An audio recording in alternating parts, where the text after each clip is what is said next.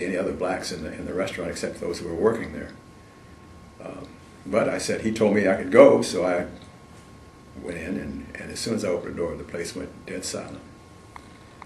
And nobody said anything, and the two black people that were working there, they just froze. Walked up to the counter, and the waitress there, she was just absolutely incensed that I had the gall to walk up to the counter and order food. She said, you know, boy, don't you have to go around to the, don't you know you have to go around to the back door? And that was the accent, the heavy Southern accent.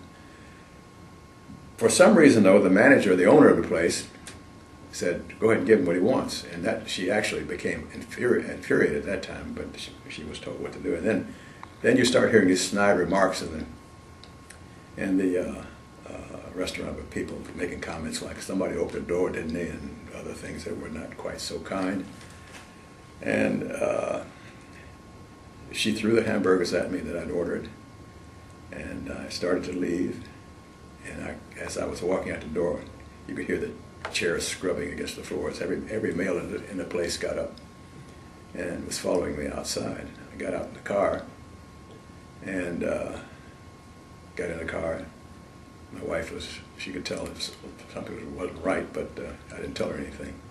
Drove off, and then I could see all behind me, all these trucks, pickup trucks, lights coming on. It was a whole convoy of them following me down the road. Drove a little distance, and then I just wondered what's going to happen next. You know, I couldn't call for help because probably in the lead truck was the sheriff. You know, and so I drove a little ways, and fortunately, we came to the Colorado border, and I turned to go over the border, so they stopped and all went around, but turned around. But that was, I had other experiences similar to that, but that was probably one of the scariest ones, because if I hadn't hit the Colorado border, I don't know what would have happened. Quite an experience. Yeah. Quite an experience. Quite an experience. So you're actually in uniform? No. You're not in uniform. Okay.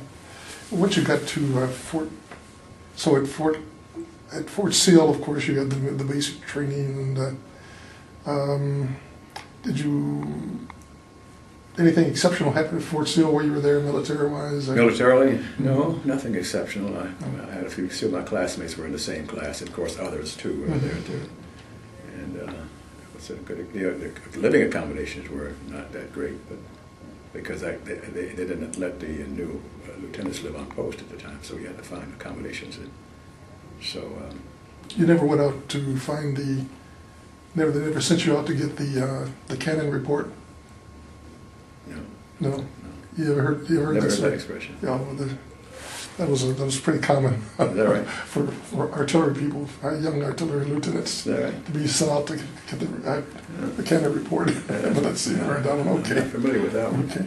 So after you got Fort Carson, what happened? What was it like at Fort Carson? Well, Fort Carson, I guess it's Camp Carson. Camp Carson then. It's Camp Fort Carson now. Mm-hmm.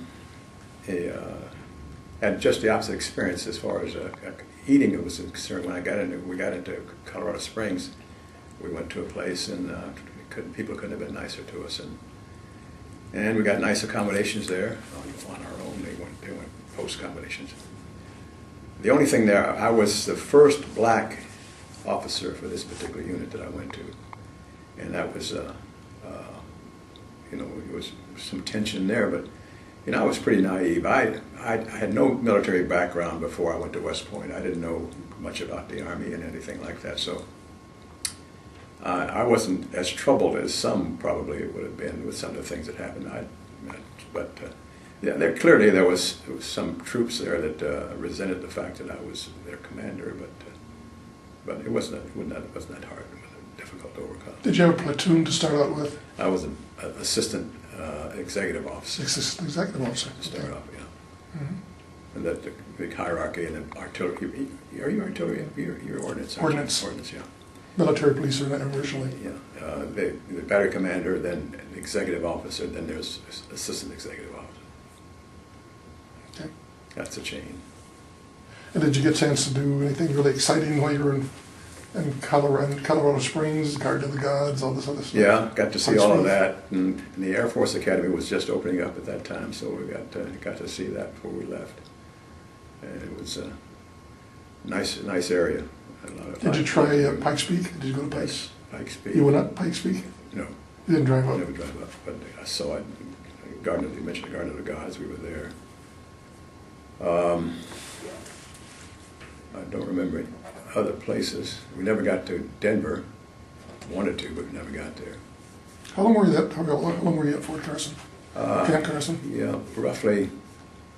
Got there, I think it was about 5 or 6 months, I think we were, because the unit I was assigned to, they moved the entire unit, moved from there to Fort Knox, Kentucky. And that was not something that was planned. I think it was something that came up for the reason for the change, but I wasn't there very long. You were part of a division there at Fort Carson? No, it was just a separate artillery battalion. Oh, I see, okay. And how did you go from, of course your family was with you, your wife was with you. Mm-hmm. Okay, so therefore you probably drove over to Fort Knox? Yeah. You did, okay. But the whole unit moved there. We had to load our equipment and vehicles on the train and ship them there. But we all moved from Camp Carson to Fort Knox. When did you assume your first command? First command was in Germany. Oh, in Germany? Yeah, okay. That was several years later. Mm-hmm. In 1958, I was part of Operation Gyroscope. I don't know if you ever heard of that or not. The Army experimented for a while. I don't think it lasted very long with the concept of one unit replacing another, where they you left your equipment in place.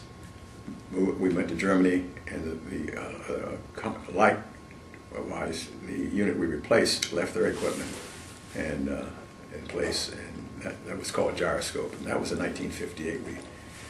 We moved from Fort Meade, Maryland, to Bamberg, Germany, and we took the Army refurbished some troop ships,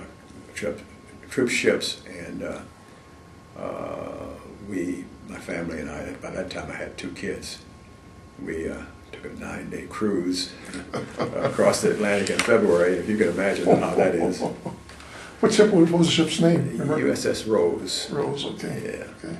Anyway, we went to Germany, and after I was there for, I think, a year or so, I became the battery commander of a battery of the 2nd Armored Cavalry Regiment. Each cavalry regiment has an artillery battery.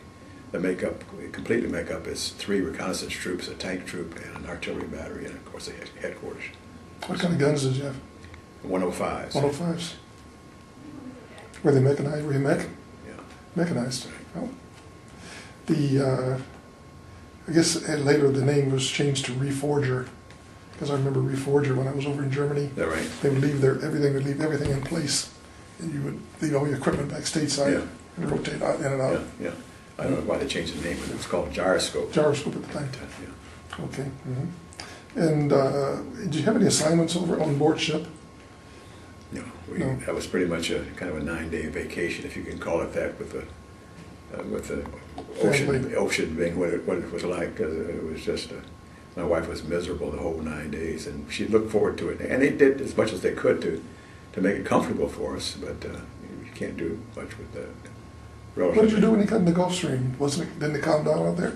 No, it was rough the whole 9 days. 9 days. In February now. I went in January. I know. Yeah. And but anyway, that wasn't a very pleasant trip, especially for my wife. And where did you land when you got to Germany? At Bremerhaven. Bremerhaven. Yeah. Okay. And then you went by train down. By train to Bamberg. To Bamberg. Okay. Did you have accommodations waiting on you in Bamberg? Yeah. Very nice accommodations. My wife was particularly apprehensive, wondering what it was going to be like, But we got there, and they'd done a good job of planning and everything, so that the headquarters was already assigned to us. All we had to do is get off the train, and for the wives and the family, they just went right directly to our apartment, where we immediately went to the field. Our mission over there was to patrol the East German border with the cavalry, and